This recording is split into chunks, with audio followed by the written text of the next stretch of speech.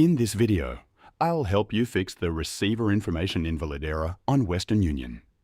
By the way, if you run a business, Western Union probably isn't the best option for you. But I'll explain more about that later in the video.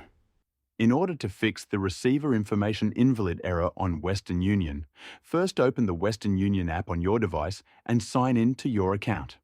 Once you're logged in, go to the home screen where you can view your transfers and recent activity. This error usually appears when the receiver's details don't exactly match the information required by Western Union.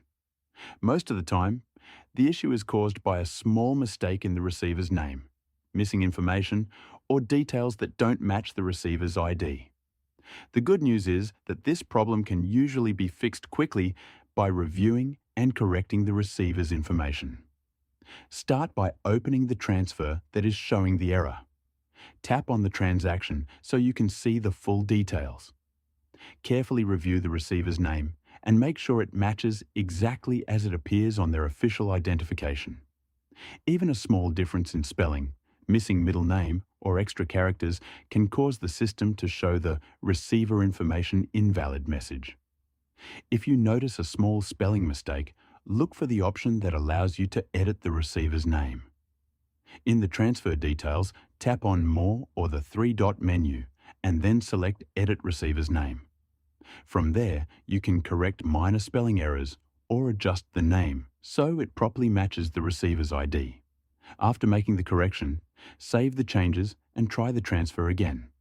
Another common reason for this error is incorrect country or payout method information. Double-check that you selected the correct destination country for the receiver.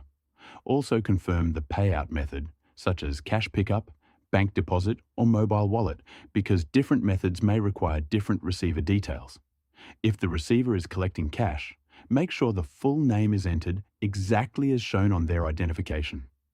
If the transfer is going to a bank account, verify that the bank name, account number, and any required codes are entered correctly.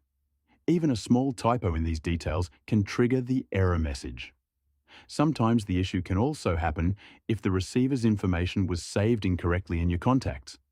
In that case, go to your receiver list, open the saved contact, and review all the information there.